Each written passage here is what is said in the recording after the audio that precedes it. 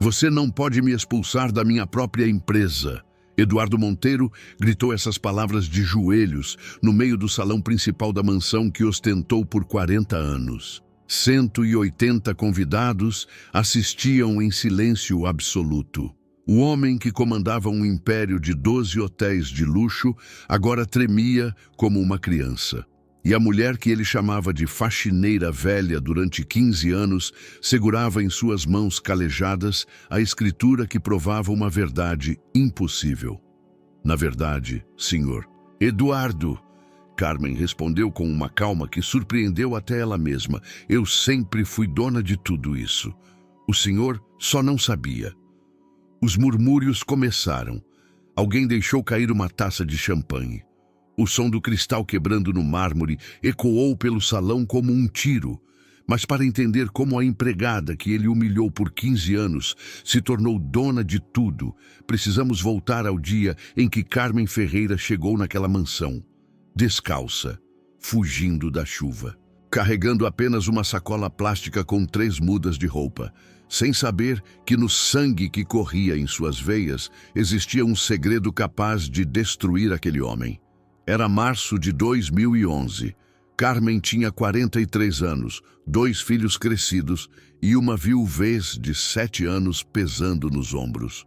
O marido tinha morrido num acidente de obra, deixando dívidas que ela ainda pagava vendendo marmitas no final de semana. A chuva daquela tarde de segunda-feira era tão forte que ela não conseguia enxergar 3 metros à frente. O ônibus a tinha deixado a 8 quarteirões da mansão dos Monteiro. Quando finalmente chegou ao portão de ferro trabalhado, seus sapatos tinham desintegrado. Ela tocou a campainha descalça, a água escorrendo pelo rosto, a dignidade encharcada, mas intacta. A governanta antiga abriu o portão e olhou para ela de cima a baixo. Você é a nova? Carmen assentiu. Entre, mas tire esses trapos antes de pisar no piso. Algo naquele olhar a incomodou. Uma frieza que ia além do profissionalismo. Carmen não sabia ainda, mas aquela governanta seria demitida 2 semanas depois, por um erro que ela não cometeu. A mansão tinha 7.000 metros quadrados, 4 andares, 23 quartos, 11 banheiros, uma piscina olímpica nos fundos e um silêncio que parecia engolir qualquer som. Carmen passou as primeiras 3 horas aprendendo a rotina. Acordar às 5, preparar o café da família para as 7, limpar os quartos enquanto todos estivessem fora, nunca olhar diretamente nos olhos do patrão, nunca falar a menos que perguntada, nunca, jamais entrar no escritório do 3º andar. Por que não posso entrar lá? Carmen perguntou à cozinheira naquela primeira noite. A mulher de 60 anos parou de picar cenouras. Seu rosto ficou pálido. Porque lá é onde ele guarda os segredos. E quem vê os segredos dos Monteiro não dura muito nessa casa. Carmen sentiu um arrepio, mas ela precisava do emprego, precisava dos R$ 1.200 mensais, precisava da estabilidade. Então, ela engoliu a curiosidade e foi dormir no quartinho dos fundos, ouvindo a chuva bater na janela de vidro rachado. Na manhã seguinte, Carmen conheceu Eduardo Monteiro. Ele desceu as escadas às 7h13 da manhã, vestindo um hobby de seda azul marinho que custava mais do que o salário anual dela. Tinha 62 anos, cabelos grisalhos impecavelmente penteados e um olhar que a atravessou como se ela fosse um móvel. Quem é essa? Ele perguntou à governanta, apontando para Carmen como se apontasse para uma mancha no tapete. A nova faxineira, senhor, Carmen Ferreira. Eduardo a olhou por exatos 3 segundos. Depois virou as costas e foi para a sala de jantar. Nem bom dia, nem prazer em conhecer, nem um aceno sequer. Carmen entendeu naquele momento o tipo de casa em que tinha entrado. Mas ela não desistiria. Ela nunca desistia. E foi nesse primeiro dia que ela viu algo que não deveria ter visto. Algo que mudaria tudo. Enquanto limpava o corredor do 2º andar, Carmen passou pela porta entreaberta do quarto de Dona Elisa, a irmã mais velha de Eduardo. A mulher de 65 anos estava sentada na cama, segurando uma fotografia antiga, e chorava. Você se foi, mãe, ela sussurrou, e levou a verdade com você. Agora só eu sei o que ele fez. Carmen se afastou em silêncio, o coração batendo tão forte que ela tinha certeza de que alguém ouviria. Mas ela ainda não sabia o que aquelas palavras significavam. Os próximos 15 anos passaram como água escorrendo por um ralo. Carmen acordava às 5, dormia às 11 e no meio desse tempo limpava, lavava, esfregava e fingia não existir. Eduardo Monteiro nunca aprendeu seu nome. Durante 15 anos, ele a chamou de você aí, ou ei, ou quando estava de bom humor, a faxineira. Nos dias ruins, ela era a invisível, a empregadinha, ou o insulto favorito dele, a velha do esfregão. Carmen engolia cada palavra, guardava cada humilhação num cofre invisível dentro do peito e continuava trabalhando. Porque os filhos dela dependiam daquele salário, porque o aluguel não ia se pagar sozinho, porque era isso ou a fome. Em 2014, Carmen salvou a família Monteiro pela primeira vez. Eduardo estava em Lisboa, fechando um negócio quando a filha mais nova, Renata, teve uma crise alérgica grave. A esposa de Eduardo tinha morrido 3 anos antes e ninguém sabia onde estavam os remédios de emergência. Carmen sabia. Ela sempre prestava atenção. Ela deu o antialérgico para Renata enquanto a ambulância chegava. Renata sobreviveu. Eduardo voltou de Portugal 2 dias depois. Ninguém mencionou o nome de Carmen. O crédito foi da enfermeira do hospital. Em 2017, Carmen salvou a empresa. Um incêndio começou no escritório do 3º andar às 3 da madrugada. Carmen sentiu o cheiro de fumaça do quartinho dela nos fundos. Ela correu, apagou o fogo com extintores e salvou os documentos que estavam na escrivaninha. Eduardo acordou no dia seguinte e encontrou o carpete queimado. Demitiu o segurança por negligência. Nunca soube que foi Carmen. Em 2021, Carmen salvou Felipe. O filho mais novo de Eduardo tinha 23 anos e uma dependência química que a família fingia não ver. Numa noite de dezembro, Carmen o encontrou inconsciente no jardim, uma seringa ao lado do corpo. Ela chamou a ambulância, fez massagem cardíaca e ficou com ele até o paramédico chegar. Felipe sobreviveu. Eduardo agradeceu os médicos. Carmen continuou invisível. Mas ela não se importava com o reconhecimento. Ela se importava com as pessoas. Mesmo que essas pessoas não enxergassem que ela existia. O que ela não sabia era que alguém enxergava. Alguém sempre enxergou. Dona Elisa, a irmã de Eduardo, observava a Carmen desde o primeiro dia. Via como ela trabalhava. Via como ela cuidava da casa como se fosse sua.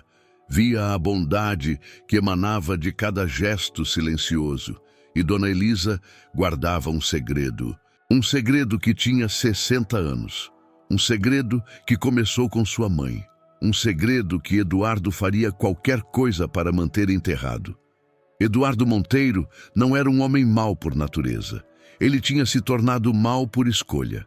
Herdou a fortuna do pai aos 28 anos, depois que o velho morreu de infarto na mesa de pôquer. Nunca trabalhou um dia na vida. Nunca soube o que era suar pelo próprio sustento. A filosofia dele era simples. Empregados são substituíveis. Lealdade é ilusão de pobre. Dinheiro compra tudo, inclusive respeito. Ele repetia essas frases para os filhos, repetia nos jantares de negócios, repetia para si mesmo quando olhava no espelho. Mas havia algo que Eduardo não sabia. Havia algo no cofre do 3º andar que ele nunca tinha visto. Algo que o pai dele escondeu ali 50 anos atrás. Algo que provava uma verdade que destruiria a fundação de tudo que ele acreditava ser. E Carmen, sem saber, era a chave para essa verdade. A mãe de Carmen, Dona Lourdes, tinha trabalhado naquela mesma mansão. entre 1959 e 1964. Ela era a empregada preferida do patriarca, o avô de Eduardo. E quando Dona Lourdes saiu daquela casa, grávida de 5 meses, ela levou consigo mais do que memórias. Ela levou a prova de um crime que os Monteiro cometeram para construir tudo o que tinham. Mas Carmen não sabia dessa história. A mãe tinha morrido quando ela tinha 17 anos, levando o segredo para o túmulo, ou quase, porque existe uma coisa que os mortos deixam para trás: documentos. E esses documentos estavam mais perto do que qualquer um imaginava. Enquanto isso, a vida na mansão continuava. Eduardo fechou 2 negócios grandes em 2024. Comprou um iate de 4 milhões de reais. Viajou para Dubai 3 vezes. Contratou um advogado novo para cuidar dos assuntos delicados. O advogado se chamava Dr. Sérgio Campos. Tinha 45 anos, cabelos oleosos e uma reputação de fazer perguntas desaparecerem em troca do pagamento certo. Na primeira semana de trabalho, Dr. Sérgio olhou para Carmen de um jeito que a fez sentir nojo. Ele sabia que ela era invisível para Eduardo, e ele gostava de testar os limites. "Ei, você", ele disse um dia, "traz um café para mim. E capricha, porque eu sei quando fazem de propósito mal feito." Carmen trouxe o café e notou que ele tinha deixado uma pasta aberta na mesa da biblioteca. Uma pasta com o nome Herança Monteiro, confidencial. Ela não leu, mas ela viu. E o que ela viu foi um nome que conhecia: Lourdes Ferreira, o nome da mãe dela. O coração de Carmen parou por 3 segundos. O mundo girou. Ela saiu da biblioteca com as pernas tremendo, derramando café na bandeja. O que a mãe dela tinha a ver com os Monteiro? Carmen não sabia, mas alguém sabia, e esse alguém estava prestes a contar. Nos dias seguintes, Carmen tentou descobrir mais, mas, doutor, Sérgio tinha ficado mais cuidadoso. As pastas agora ficavam trancadas. As reuniões aconteciam com a porta fechada. E Eduardo Monteiro começou a agir estranho. Ele, que nunca olhava para Carmen, passou a observá-la. Passou a fazer perguntas sobre a família dela, sobre de onde ela vinha, sobre a mãe. "Carmen, você é de Minas, não é?" ele perguntou uma tarde, enquanto ela limpava a sala de jantar. "Sim, senhor, de 3 Corações." Eduardo ficou em silêncio por um momento, os dedos tamborilando na mesa. Um tique nervoso que Carmen nunca tinha visto. Seu sobrenome: Ferreira. "É comum, não é?" "Muito comum, senhor." Eduardo assentiu. Voltou a ler o jornal. Mas Carmen viu algo nos olhos dele. Algo que parecia medo. Naquela noite, ela ligou para o filho mais velho, Ricardo, que era advogado em São Paulo. "Filho, eu preciso que você descubra uma coisa para mim. A vovó trabalhava numa mansão antes de eu nascer, numa família chamada Monteiro. Você consegue achar algum registro disso?" Ricardo prometeu tentar. Mas as buscas não deram em nada. Os registros de 1960 tinham desaparecido, como se alguém tivesse apagado. E enquanto Carmen investigava seu passado, o futuro dela estava prestes a desabar. Faltavam 2 semanas para a festa de 40 anos da empresa de Eduardo. Uma festa que reuniria os maiores empresários do país. Uma festa que celebraria o legado da família Monteiro. E uma festa onde Carmen seria humilhada na frente de todos. Mas ela ainda não sabia. E foi nessas 2 semanas que algo mudou dentro de Renata, a filha de Eduardo. Renata tinha 32 anos. Era formada em administração. Trabalhava na empresa do pai e carregava uma culpa silenciosa. Ela se lembrava de quando Carmen salvou sua vida. Lembrava de cada vez que a faxineira cuidou dela quando estava doente. Lembrava de como Carmen sempre deixava um chocolate escondido no quarto dela nos dias de aniversário. E Renata começou a prestar atenção. Começou a notar como o pai tratava Carmen. Começou a ouvir os comentários cruéis. Começou a ver a injustiça que acontecia todos os dias debaixo do nariz dela.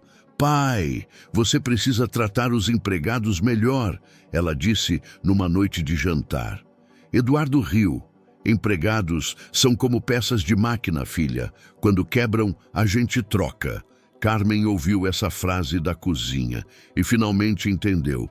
Para Eduardo Monteiro, ela nunca seria uma pessoa. Mas o que Eduardo não sabia era que suas próprias peças estavam prestes a se voltar contra ele. O dia 15 de novembro de 2025 amanheceu ensolarado.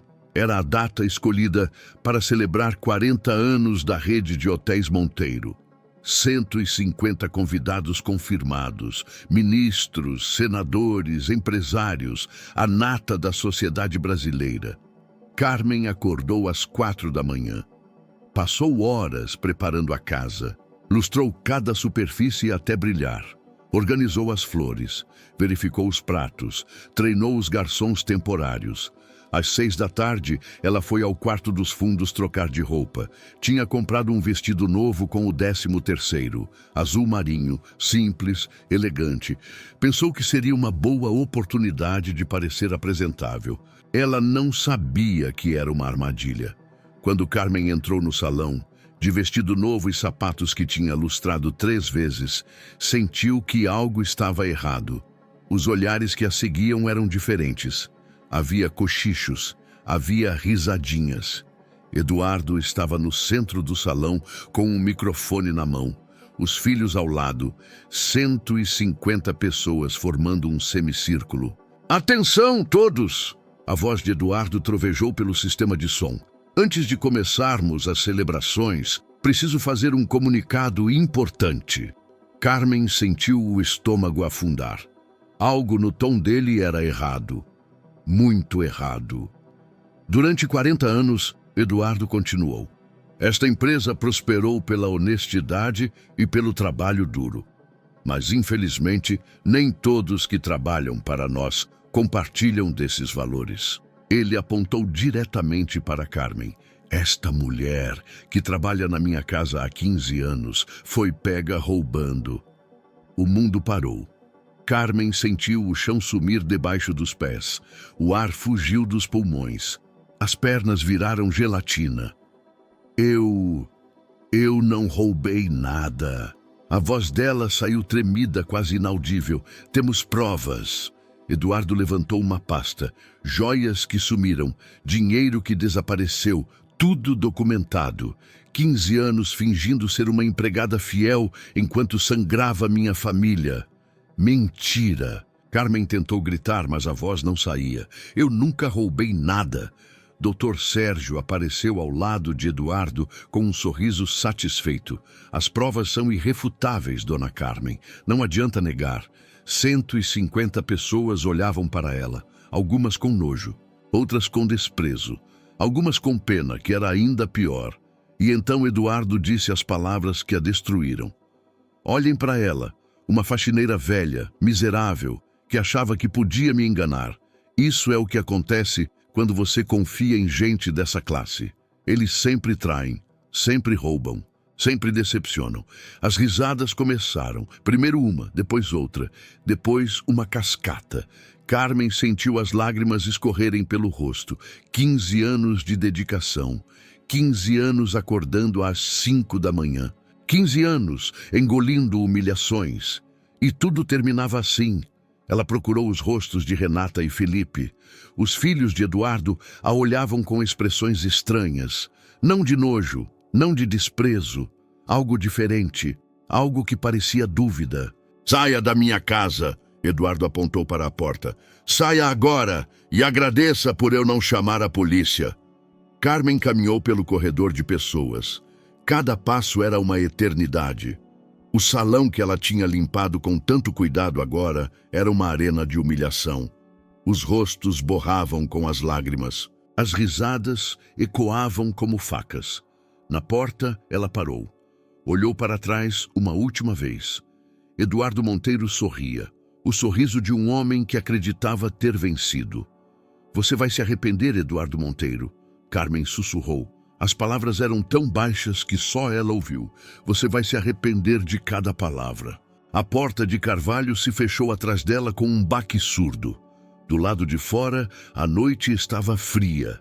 Carmen não tinha casaco, não tinha bolsa, não tinha nada além do vestido azul, que agora parecia uma piada cruel. Ela caminhou até o ponto de ônibus mais próximo. Sentou no banco de madeira podre e, pela primeira vez em 15 anos, permitiu-se chorar de verdade. Mas enquanto ela chorava, algo diferente estava acontecendo dentro da mansão. Renata tinha puxado o pai para um canto. Pai, que provas são essas? A voz dela era afiada como lâmina. Provas suficientes. Eu quero ver. Eduardo hesitou. Isso não é da sua conta. É da minha conta, sim. Carmen salvou minha vida. Você lembra disso ou preferiu esquecer? O rosto de Eduardo ficou vermelho. Aquela mulher é uma ladra. E ponto final.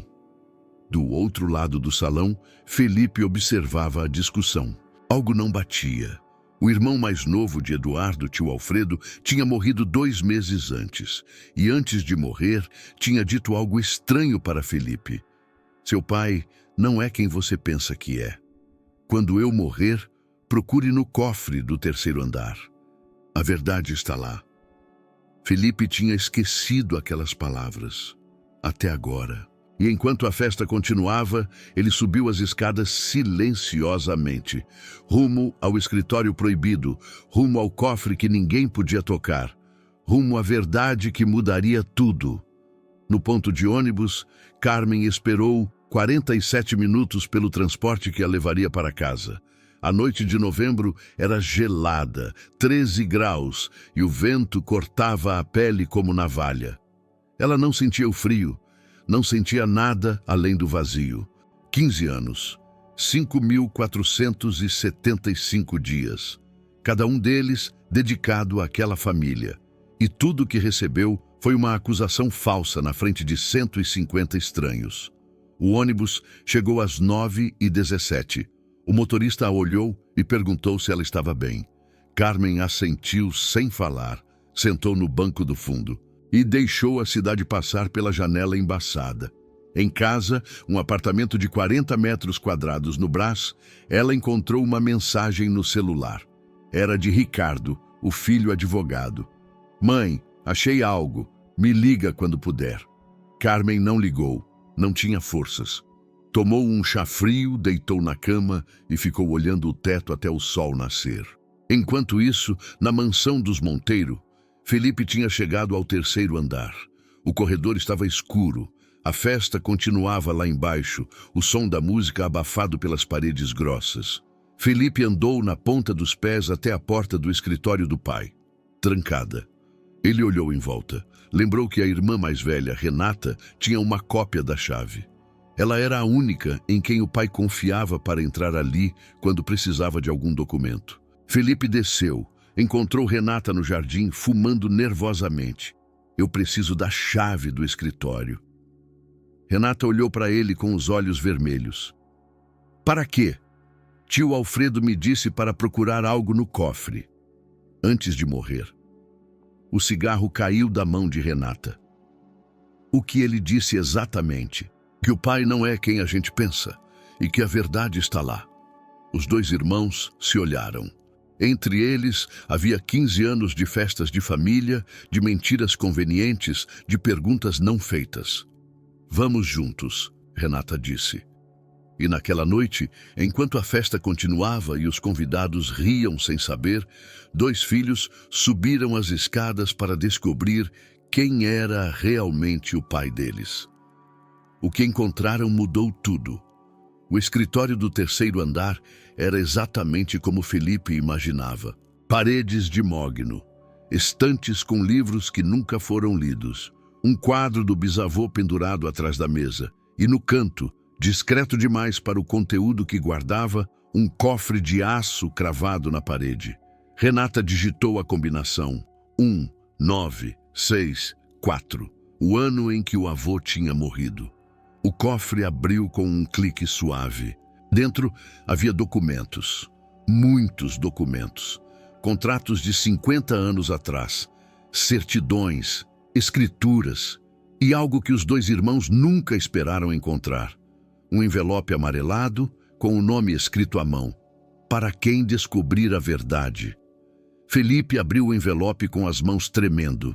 Era uma carta, escrita pelo avô deles, Sebastião Monteiro, em agosto de 1964.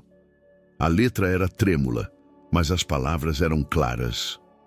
Eu cometi um erro que carrego há anos. Meu irmão Joaquim era o verdadeiro dono de metade dessa fortuna. Quando ele morreu, eu falsifiquei o testamento para ficar com tudo. Mas Joaquim teve uma filha com uma empregada chamada Lourdes. Essa filha, legalmente, tem direito a 25% de tudo que construí. O nome da filha é Joana Ferreira, mãe de Carmen Ferreira, nossa Carmen. Felipe largou a carta. Renata cobriu a boca com as mãos. Carmen. Carmen é nossa prima? A voz de Felipe era um fio, não só prima. Renata pegou a carta, relendo. Ela é a herdeira legítima de um quarto da fortuna da família. E o avô nunca contou. E o pai sabia? Os dois olharam para outro documento no cofre. Uma carta mais recente, de 2015. Era do tio Alfredo para Eduardo.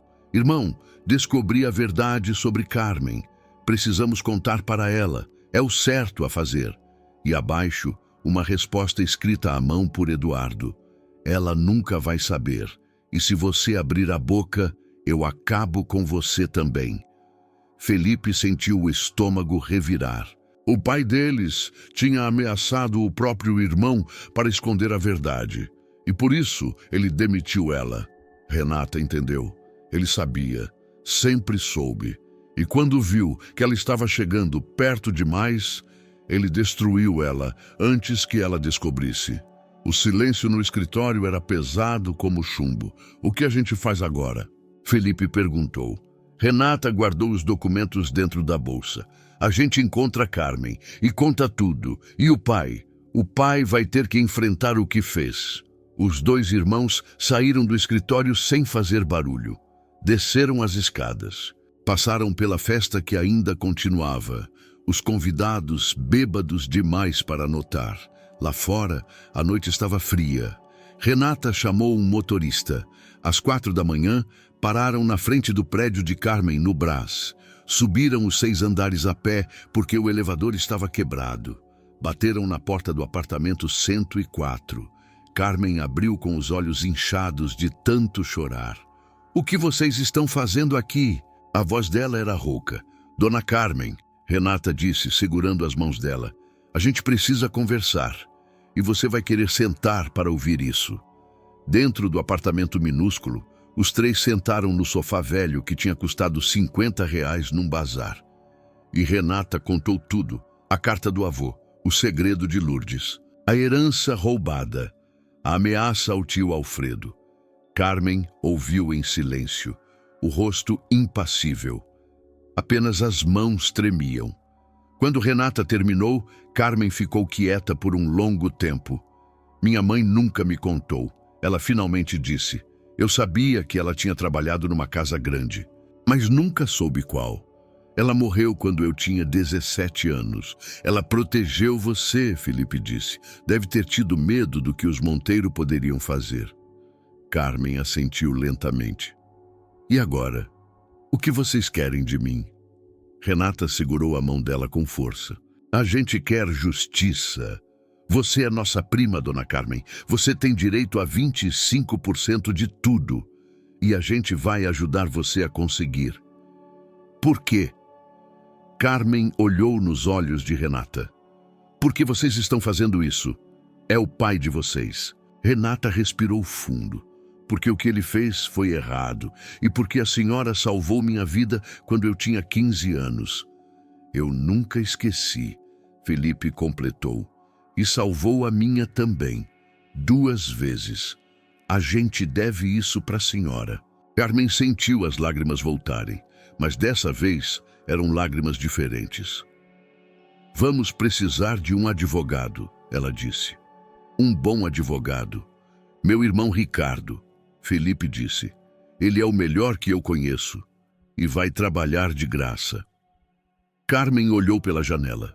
O sol começava a nascer sobre a cidade, um novo dia, uma nova chance. Então vamos começar, ela disse. Vamos fazer justiça. E naquele apartamento pequeno, com cheiro de café requentado e esperança renovada, o plano começou a tomar forma. Eduardo Monteiro ainda achava que tinha vencido. Ele não fazia ideia do que estava por vir. Nos dias seguintes, o plano foi ganhando forma. Ricardo, o filho advogado de Carmen, analisou os documentos encontrados no cofre. Eram provas sólidas. O testamento original do bisavô Sebastião, a confissão escrita, as cartas de ameaça a Alfredo. Isso é mais do que suficiente para um processo, Ricardo disse numa reunião no apartamento de Carmen.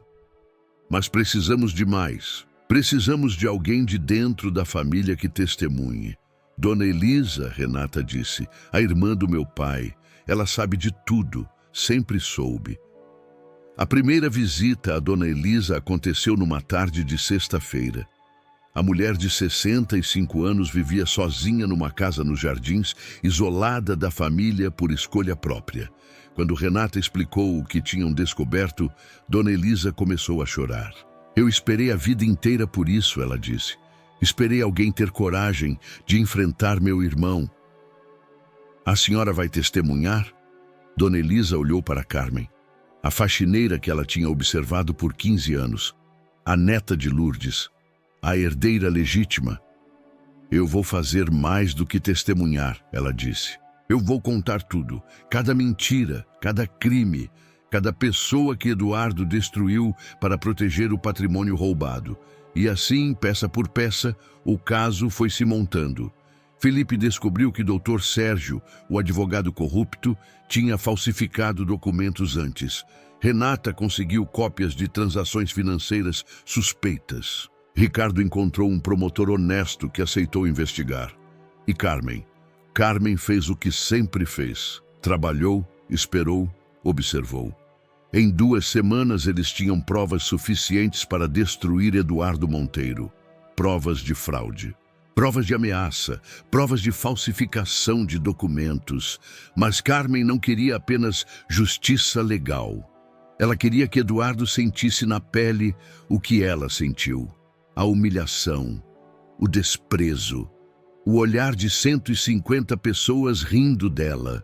E para isso, precisavam do cenário perfeito. A festa de gala anual dos Monteiro, 200 convidados, toda a alta sociedade de São Paulo. A mesma plateia que riu de Carmen seria a plateia que veria Eduardo cair. Faltavam 3 semanas para o evento e o relógio estava correndo. As 3 semanas que se seguiram foram de preparação meticulosa. Ricardo trabalhou 18 horas por dia. Organizou as provas, preparou os documentos legais, encontrou uma juíza que aceitou assinar a ordem de busca e apreensão para o dia da festa. Felipe e Renata agiram como se nada tivesse mudado. Voltaram a trabalhar na empresa do pai. Sorriram nos jantares de família, fingiram não saber de nada. Era a atuação mais difícil das vidas deles. Mas eles não estavam sozinhos. Dona Elisa, que passara anos fingindo ser inofensiva, revelou-se uma aliada poderosa. Ela conhecia cada segredo daquela família, cada esqueleto em cada armário, cada documento que Eduardo pensava ter destruído. Seu irmão me subestimou a vida inteira, ela disse a Carmen numa tarde. Ele achou que eu era só uma velha louca trancada numa casa. Nunca imaginou que eu estava juntando provas. Provas de quê? Dona Elisa abriu uma caixa de papelão guardada no sótão. Provas de que nosso pai não morreu de causas naturais. O choque percorreu o grupo. Eduardo Monteiro não tinha apenas roubado uma herança. Ele tinha ajudado a acelerar a morte do próprio pai para herdar mais rápido. Isso muda tudo, Ricardo disse, a voz trêmula. Isso é assassinato. Isso é justiça, Dona Elisa respondeu. Finalmente, as provas foram adicionadas ao dossiê. Uma análise toxicológica feita na época que tinha sido engavetada. Testemunhos de empregados antigos. O relatório de um médico que tinha sido pago para mentir. Eduardo Monteiro não era apenas um ladrão, era um criminoso muito pior.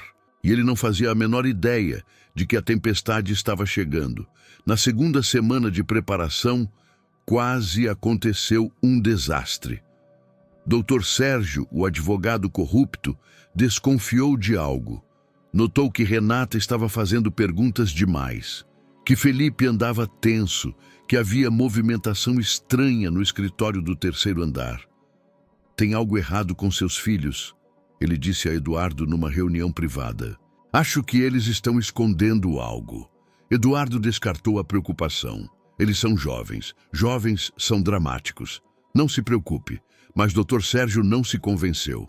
Começou a vigiar Renata. Numa quarta-feira à noite, ele a seguiu até o prédio de Carmen. O advogado estacionou do outro lado da rua e esperou. Viu Renata entrar. Viu Felipe chegar 30 minutos depois. Viu um homem de terno que ele não conhecia, Ricardo, entrar com uma pasta grossa de documentos. Alguma coisa está acontecendo, ele murmurou para si mesmo. No dia seguinte, Dr. Sérgio procurou Eduardo. Seus filhos estão se encontrando com a faxineira que você demitiu. E tem um advogado envolvido.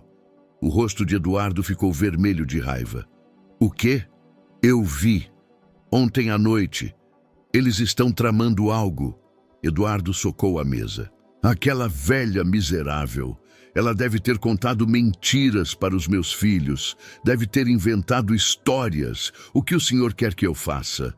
Eduardo pensou por um momento. O cofre do terceiro andar. Preciso esvaziar aquele cofre, queimar tudo que tem lá dentro. Hoje à noite. Era a oportunidade que eles precisavam. Felipe, que tinha instalado câmeras escondidas no escritório, viu a conversa toda. Em minutos, ele ligou para Ricardo. Eles vão destruir as provas. Hoje à noite. Ricardo agiu rápido. Ligou para a juíza. Explicou a situação. Conseguiu antecipar a ordem de busca para aquela mesma noite. Às 9 da noite, enquanto Eduardo e Dr. Sérgio entravam no escritório com sacos de lixo para destruir os documentos, 6 policiais subiram as escadas. Eduardo Monteiro, você está sendo intimado a comparecer à justiça. Esses documentos estão sob proteção judicial. O quê? Eduardo olhou de um policial para outro desesperado. Isso é um absurdo. É propriedade privada. Temos um mandado, senhor. A juíza doutor Patrícia Mendes assinou há 1 hora. Naquele momento, Eduardo entendeu. Tinha sido traído pelos próprios filhos. Vocês! Ele gritou, vendo Renata e Felipe na porta do escritório. Vocês fizeram isso. Nós fizemos o certo, pai, Renata disse, a voz firme. Pela primeira vez na vida, fizemos o certo. Os policiais recolheram todos os documentos do cofre. Dr. Sérgio foi levado para depor. Eduardo ficou em prisão domiciliar, proibido de sair da mansão até o julgamento. A festa de gala ainda aconteceria. A juíza permitiu por uma razão simples, seria o palco perfeito para a justiça. E Carmen seria a protagonista. Na véspera da festa, Carmen recebeu uma visita inesperada. Era Dona Elisa, com um vestido de seda vermelha nas mãos. Isso pertencia à sua avó, ela disse. Lourdes usou este vestido no dia em que conheceu meu pai. Eu guardei por todos esses anos. Agora é seu. Carmen olhou para o vestido. Era lindo, vermelho vivo, bordado à mão, perfeito. Por que a senhora está fazendo isso por mim? Dona Elisa segurou as mãos de Carmen. Porque sua avó foi a única pessoa que tratou meu pai com bondade de verdade. E porque você me lembra ela, corajosa, digna, forte. As duas mulheres se abraçaram. 2 gerações de silêncio finalmente quebradas. Amanhã, Dona Elisa disse, você vai recuperar o que sempre foi seu. E meu irmão vai pagar por tudo. Carmen assentiu. Amanhã, à noite antes da festa, ela não conseguiu dormir. Ficou olhando o vestido vermelho pendurado na porta do armário, pensando em tudo que tinha passado. 15 anos de humilhação. 15 anos de invisibilidade. 15 anos esperando por um momento que ela nem sabia que viria. E agora, finalmente, a hora tinha chegado. O dia da festa amanheceu com sol. 200 convidados confirmados. Toda a imprensa de negócios. Os mesmos rostos que tinham rido dela 2 semanas antes. Carmen chegou à mansão às 7 da noite, escoltada por Ricardo, Felipe e Renata. Vestia o vermelho de Lourdes, os cabelos penteados, a postura ereta. Nenhum traço da faxineira humilhada. As pessoas pararam para olhar. Cochichos começaram. Quem era aquela mulher elegante? Carmen sorriu. Era a hora do show. O salão principal da mansão estava irreconhecível. Lustres de cristal, arranjos de orquídeas brancas. Uma orquestra tocando suavemente no canto. Eduardo Monteiro, apesar da prisão domiciliar, tinha conseguido autorização especial para participar. A juíza queria que ele estivesse presente para o que viria. Ele vestia um terno italiano de R$ 12.000. Sorria para os convidados. Fingia que nada estava errado, mesmo sabendo que os policiais à paisana circulavam pelo salão. Carmen entrou às 8h15. O silêncio foi imediato. Eduardo a viu primeiro. O rosto dele perdeu toda a cor. Ela estava diferente. Completamente diferente. Não era mais a faxineira invisível. Era uma mulher de poder. O que ela está fazendo aqui? Ele sibilou para Dr. Sérgio. Eu não sei, senhor. Ela não deveria... Mas Carmen já estava caminhando em direção ao palco. Renata subiu ao microfone. Atenção, todos. Temos um comunicado importante. Eduardo tentou se mover, mas 2 policiais apareceram ao lado dele. Por favor, fique onde está, senhor. Monteiro. O terror nos olhos dele era visível. Renata começou a falar. Durante 40 anos, esta empresa foi construída sobre uma mentira. Uma mentira que meu pai perpetuou. Uma mentira que quase destruiu uma mulher inocente. Os murmúrios começaram. Eduardo suava. Há 2 semanas, meu pai acusou Dona Carmen Ferreira de roubo. Ele a humilhou na frente de 150 pessoas. Ele destruiu a reputação de uma mulher que trabalhou nesta casa por 15 anos, com dedicação absoluta. Renata fez uma pausa. Mas meu pai mentiu. O silêncio era total. Não houve roubo. Nunca houve roubo. Meu pai inventou tudo porque tinha medo. Medo de que Dona Carmen descobrisse a verdade. Uma verdade que nossa família escondeu por 60 anos. Renata olhou para Carmen e pediu que ela subisse ao palco. Carmen subiu os degraus com a dignidade de uma rainha. 200 pessoas a observavam. A verdade... Renata continuou, é que Dona Carmen Ferreira não é apenas uma empregada. Ela é nossa prima. Ela é neta do irmão do nosso bisavô. Ela é herdeira legítima de 25% de tudo que esta família possui. Os murmúrios viraram gritos de surpresa. Eduardo tentou gritar algo, mas os policiais o seguraram. E tem mais, Renata disse. Temos provas de que meu avô falsificou o testamento original. Temos provas de que meu pai ameaçou meu tio para manter o segredo. E temos provas... Ela olhou diretamente para Eduardo. De que a morte do meu bisavô não foi natural. O caos tomou conta do salão. Isso é mentira! Eduardo finalmente conseguiu gritar. São tudo mentiras! Foi quando Carmen pegou o microfone. 15 anos, ela disse. E sua voz não tremeu. 15 anos eu limpei essa casa. 15 anos eu cuidei dessa família. 15 anos eu engoli cada humilhação, cada insulto, cada vez que você me chamou de faxineira velha. Eduardo olhava para ela com ódio puro. Você me acusou de roubo, Carmen continuou. Me humilhou na frente de todos. Me expulsou da sua casa como se eu fosse lixo. Ela levantou os documentos que Ricardo tinha preparado. Mas a verdade é que eu nunca roubei nada. Você é que roubou de mim. Você e sua família roubaram a herança que pertencia à minha avó. Roubaram a vida que minha mãe deveria ter tido. Roubaram a minha dignidade. Carmen olhou para os 200 rostos que a observavam. Eu sou Carmen Ferreira, neta de Joana Ferreira, bisneta de Lourdes Ferreira.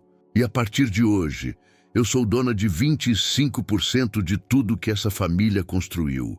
Os aplausos começaram devagar. Primeiro um, depois outro, depois 200 pessoas aplaudindo de pé. E Eduardo Monteiro, o homem que sempre teve tudo, caiu de joelhos no chão. Mas a história não terminou ali. Enquanto Carmen recebia os aplausos, algo aconteceu nos fundos do salão. Um dos policiais recebeu uma ligação. Seu rosto ficou sério. Ele correu até o delegado encarregado e cochichou algo no ouvido dele. O delegado empalideceu. O que houve? Ricardo perguntou, percebendo a movimentação. O delegado suspirou. Doutor, Sérgio fugiu. Ele tinha uma cópia dos documentos originais. Saiu do país há 3 horas. Está a caminho de Portugal. O estômago de Carmen afundou. Sem os documentos originais, o caso ficaria mais fraco. Eduardo poderia argumentar que as cópias eram falsificadas. Então acabou? A voz de Carmen era um fio. Ele vai escapar? Eduardo, que ainda estava de joelhos, ouviu a notícia. Um sorriso começou a se formar no rosto dele. Eu disse. Ele murmurou. Eu disse que vocês nunca iam me derrubar. A festa parou. Os aplausos morreram. Os convidados olhavam de um lado para outro, confusos. Parecia que no último segundo, Eduardo Monteiro tinha escapado. Carmen sentiu as pernas fraquejarem. 15 anos de espera, semanas de planejamento. E tudo ia terminar assim? Ela se sentou numa cadeira, exausta. As lágrimas ameaçavam voltar. Mas então, o telefone de Renata tocou. Era o contador da empresa, o mesmo homem que trabalhava para Eduardo há 20 anos. Dona Renata, ele disse, a voz trêmula. Dr. Sérgio esqueceu algo quando fugiu. Algo que estava no cofre do escritório secundário. Algo que prova tudo. Carmen olhou para Renata. Renata olhou para Carmen. Ele esqueceu o testamento original, o de 1964, com a assinatura do seu bisavô e do cartório da época. Incontestável. O sorriso de Eduardo morreu. E a história tinha mais um capítulo. O testamento original chegou ao salão 20 minutos depois. Ricardo o examinou sob os olhares de 200 pessoas. Era autêntico. A tinta tinha 60 anos. O papel era da época. A assinatura do bisavô, Sebastião, era idêntica a outras conhecidas. E mais importante, o testamento deixava claro que metade da fortuna deveria ir para Joaquim Monteiro, irmão de Sebastião. E na ausência de Joaquim, para seus descendentes diretos. Carmen Ferreira era a única descendente viva. O delegado se aproximou de Eduardo. Senhor, Eduardo Monteiro, o senhor está preso por fraude, falsificação de documentos e suspeita de envolvimento na morte de Sebastião Monteiro. Eduardo olhou em volta desesperado.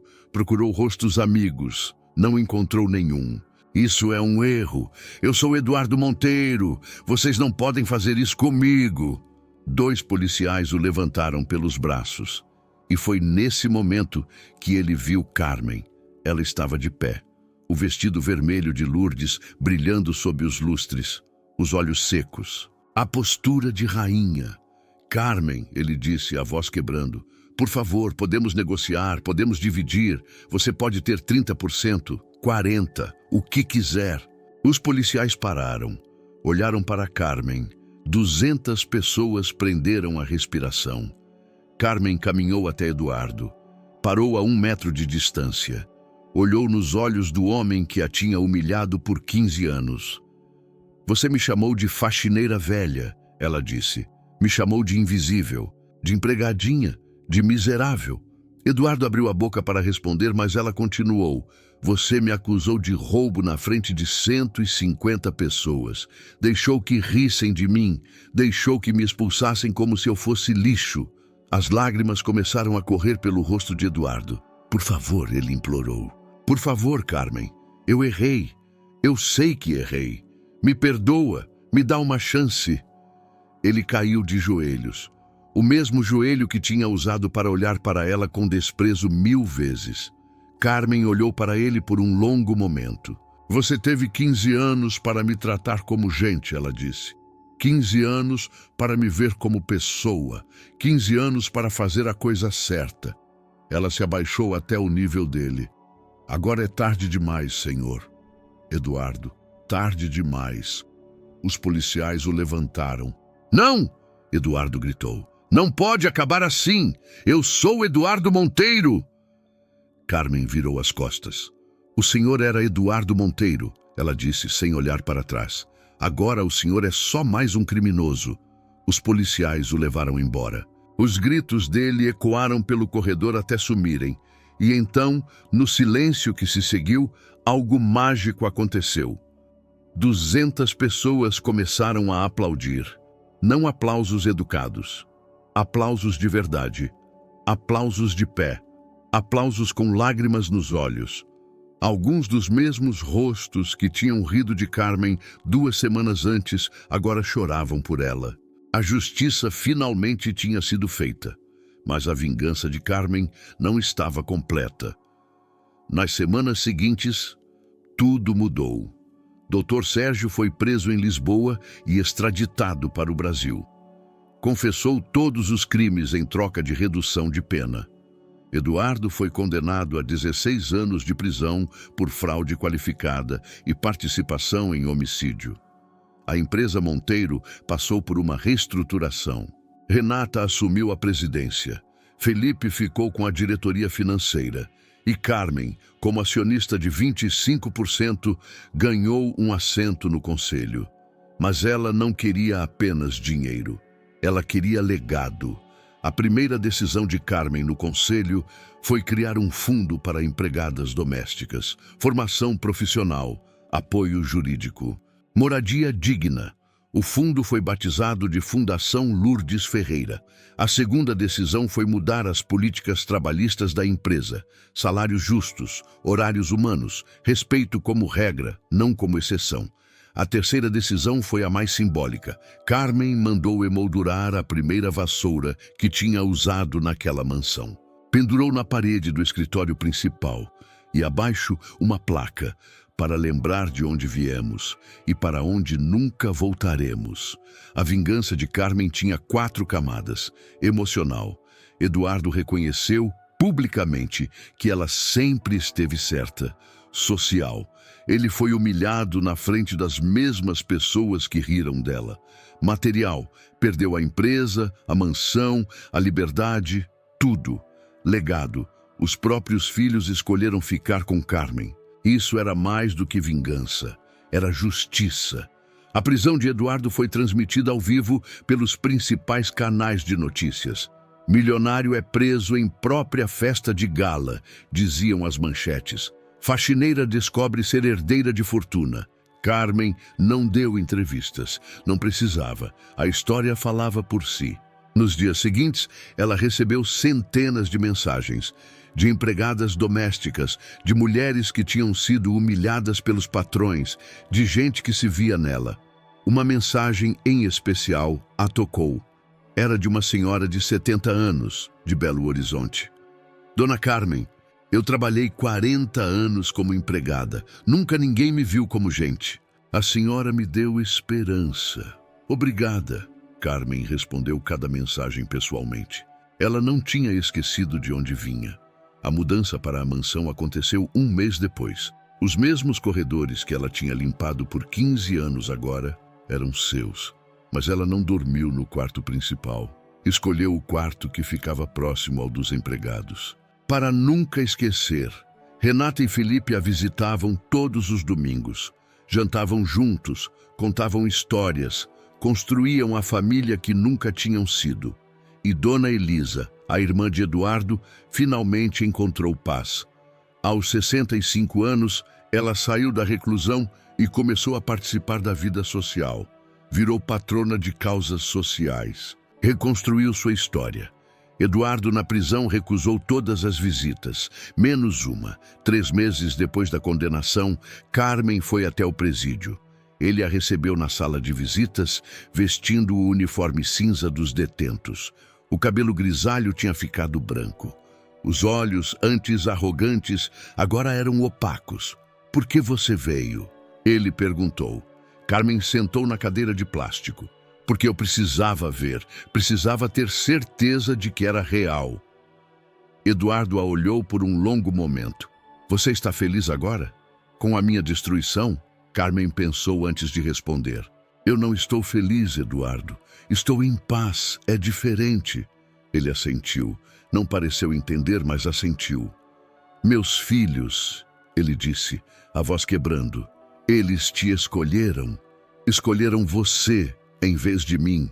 "Eles escolheram a verdade," Carmen disse. "E a verdade era que você os criou para serem melhores do que você." Irônico, não é?